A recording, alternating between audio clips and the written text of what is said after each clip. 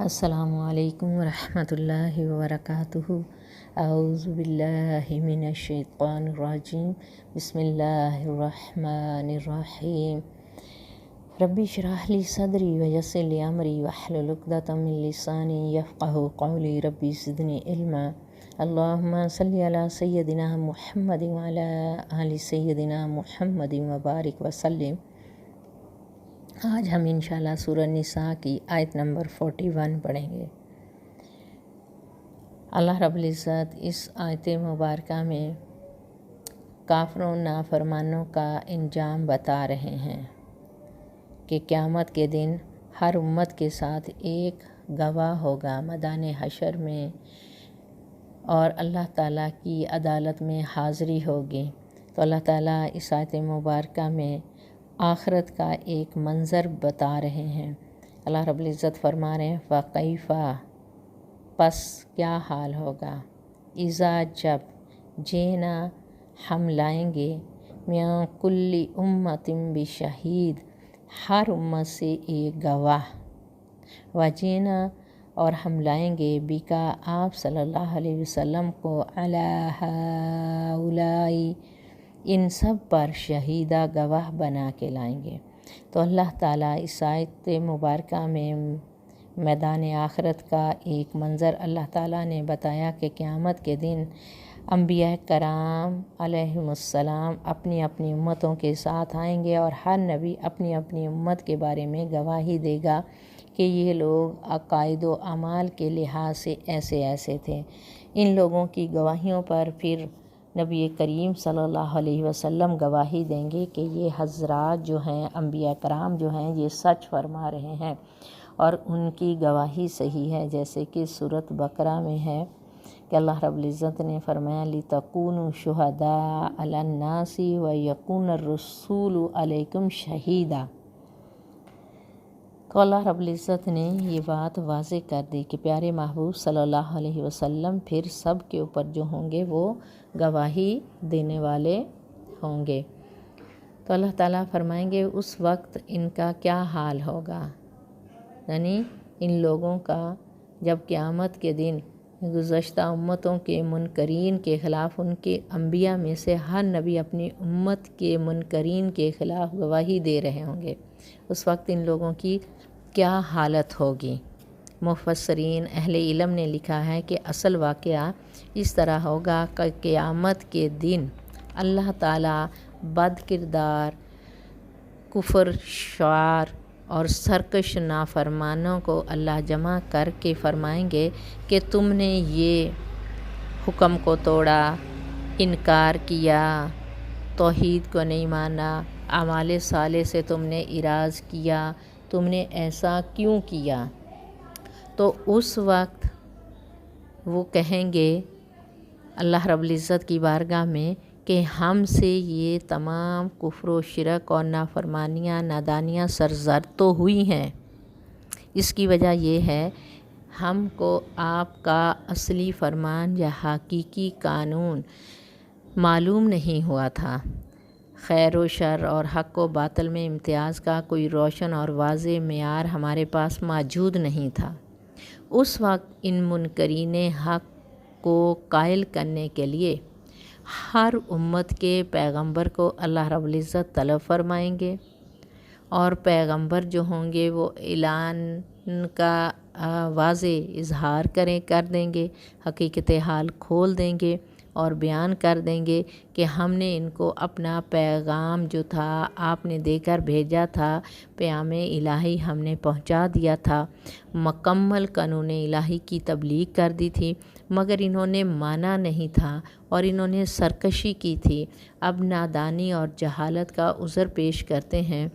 تو اسی طرح جب وہ سارے پیش کریں گے،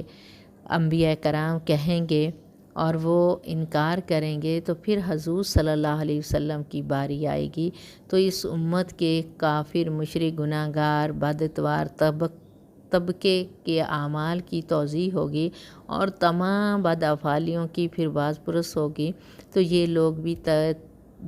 بھی تبلیغ احکام سے انکار کر دیں گے، اس وقت رسول صلی اللہ علیہ وسلم کو طلب کیا جائے گا اور حضور صلی اللہ علیہ وسلم شہادت دیں گے کہ میں نے تمام احکام الہی کی تبلیغ کر دی تھی، پورا قانون شریعت ان لوگوں کے سامنے پیش کر دیا تھا، مگر انہوں نے انکار کیا، سرکشی کی، ان کو اخلاق حسنہ اختیار کرنے کی نصیحت کی، مگر سوائے عناد اور انکار کے انہوں نے کوئی جواب نہیں دیا۔ بہرحال قرآن پاک کی اس آیت اور دیگر آیات میں یہ بتایا گیا ہے کہ قیامت میں انبیاء علیہ السلام کو بطور گواہ پیش کیا جائے گا۔ حضور صلی اللہ علیہ وسلم اس پوری امت پر کس طرح گواہی دیں گے، کیونکہ گواہی تو صرف دیکھی ہوئی چیز پر ہو سکتی ہے، تو اس بارے میں ایک روایت نقل کی جاتی ہے کہ روزانہ صبح و شام رسول صلی اللہ علیہ وسلم کے سامنے تمام امت کے اعمال پیش کیے جائیں گے، اور اسی علم کے موافق پھر آپ صلی اللہ علیہ وسلم قیامت کے دن گواہی دیں گے۔ اور دوسرا یہ بھی معنی ہو سکتا ہے قیامت کے دن اللہ تعالیٰ حضور صلی اللہ علیہ وسلم کو علم بالمشاہدہ تمام امت کا اللہ رب العزت عطا فرما دیں گے۔ تو اللہ رب العزت جو ہیں اللہ تعالیٰ فرماتے ہیں جب یہ گواہی ان کے سامنے پیش کی جائے گی اس وقت ان لوگوں کا کیا حال ہوگا۔ تو نبی کریم صلی اللہ علیہ وسلم کا رونا اور آنسو بہانا کبھی میت پر رحمت کی وجہ سے ہوتا ہے، اور کبھی اپنی امت پر خوف اور شفقت کی وجہ سے ہوتا ہے، اور کبھی اللہ رب العزت کی خشیت کی وجہ سے ہوتا ہے، اور کبھی قرآن کریم کی تلاوت سنتے وقت اس کی جلالت شان اور محبت کی وجہ سے ہوتا ہے۔ تو اس آیت مبارکہ سے ہمیں یہ بات پتہ چلی کہ قیامت کی ہولناکی اور اس کے لرزہ بر اندام کر دینے والے حالات کا تصور کریں اور بار بار سوچیں کہ اس وقت کیا بنے گا جب ہر مجرم اپنے کفر کے ساتھ، اپنے تمام پوشیدہ اور ظاہری اعمال کے ساتھ، اپنے تکبر اور غرور کے ساتھ، اپنی کنجوسی اور بخل کے ساتھ اپنے خالق کے دربار میں کھڑا ہوگا، اور نبی کریم صلی اللہ علیہ وسلم اس کے خلاف گواہی دے رہے ہوں گے۔ اس وقت کیا حالت ہوگی، اس وقت کیا حشر ہوگا، اس وقت کتنی بری کنڈیشن ہوگی۔ تو اللہ رب العزت جو ہے ہمیں یہ سوچنے، یہ اللہ تعالیٰ ہمیں یہ فکر نصیب فرما دے۔ حضرت عبداللہ بن مسعود رضی اللہ تعالیٰ عنہ فرماتے ہیں کہ ایک دفعہ رسول صلی اللہ علیہ وسلم نے مجھے فرمایا کہ مجھے کچھ قرآن سناؤ، تو میں نے عرض کیا بھلا میں آپ کو کیا سناؤں، آپ ہی پر تو قرآن اترا ہے۔ آپ نے فرمایا ٹھیک ہے، مگر مجھے دوسروں سے سننا اچھا لگتا ہے۔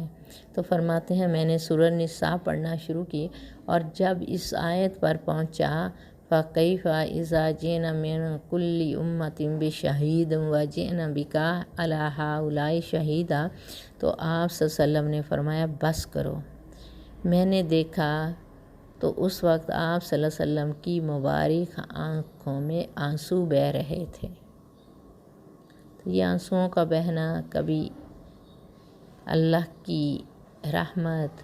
کبھی امت پر خوف شفقت، کبھی اللہ کی خشیت، اور کبھی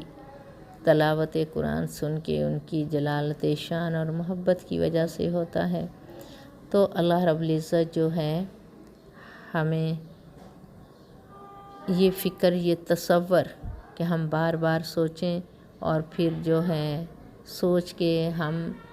یہ دیکھیں کہ کہیں اس جمعرات کو، جیسے کہ ایک حدیث میں آتا ہے ہر جمعرات کو نبی صلی اللہ علیہ وسلم کو اپنی امت کے اعمال ان کے سامنے پیش کیے جاتے ہیں، دکھائے جاتے ہیں۔ تو ایسی ہے کہ جیسے ہماری ویکلی رپورٹ یا منتھلی رپورٹ ہمارے والدین کو بھیجی جائے تو ہم گھر میں آتے ڈرتے ہیں کہ ہمارا کیا بنے گا، امی ابو کو ہماری رپورٹ، پھر ہم جو ہیں کہتے ہیں گھر کے نوکر چاکر کو کہتے ہیں اچھا ڈاک آئی، اگر میرے اسکول یا میرے کالج یا میری یونیورسٹی سے لیٹر آیا تو امی ابو تک نہ پہنچے، اٹھا کے مجھے دے دینا تاکہ امی ابو کو پتہ ہی نہ چلے۔ اور یہ تو ڈائریکٹ گواہ ہوں گے، تو پھر ذرا سوچیں کہ اللہ کے نبی صلی اللہ علیہ وسلم، اللہ اور ملائکہ یہ سب گواہ ہوں گے، اور اللہ کے سامنے پیشی اور سب لوگ ہوں گے، اور جب نبی صلی اللہ علیہ وسلم ہی اگر ہمارے خلاف گواہی دینے والے ہو جائیں گے تو ہمارا کیا بنے گا۔ اور کبھی ہم یہ بھی سوچا کریں کہ نبی صلی اللہ علیہ وسلم کو ہمارے عملوں کی وجہ سے جب ان کو ہر جمعرات کو ان کو ہمارا امت کے اعمال ان کے سامنے پیش کیے جاتے ہیں، یعنی ہمارا رزلٹ یا ہماری چیزیں، تو ان کو کتنی تکلیف ہوتی ہوگی کہ جب ہمارے گناہوں کو وہ دیکھتے ہوں گے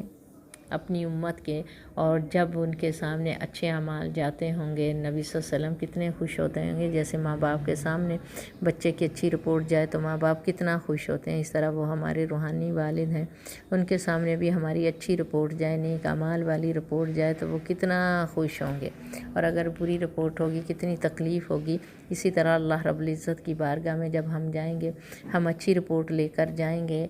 نیک اعمال لے کے جائیں گے، اللہ تعالیٰ کتنا خوش ہوں گے۔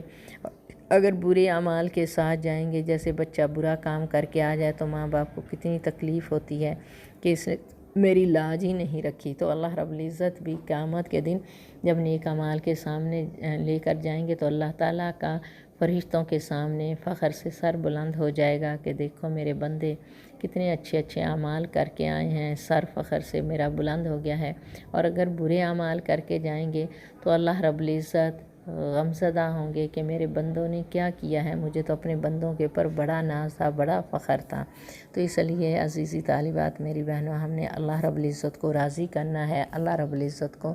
منانا ہے، ہم نے برے اعمال سے بچنا ہے، ہم نے اچھے اعمال کرنے، اچھے اعمال کرنے کی انشاءاللہ تعالیٰ کوشش کرنی ہے۔ اللہ رب العزت سے دعا ہے کہ اللہ تعالیٰ ہم سب کو اچھے اعمال کرنے کی توفیق عطا فرمائے، اور نبی صلی اللہ علیہ وسلم کی اتباع نصیب فرمائے، اور میدان حشر میں آپ صلی اللہ علیہ وسلم کی اللہ تعالیٰ شفاعت نصیب فرما دے، ایسے اعمال کرنے کی توفیق عطا فرمائے کہ جس سے اللہ اور اس کے رسول خوش ہو جائیں، راضی ہو جائیں، دنیا آخرت سنور جائے ہماری، ہم اللہ اور اس کے رسول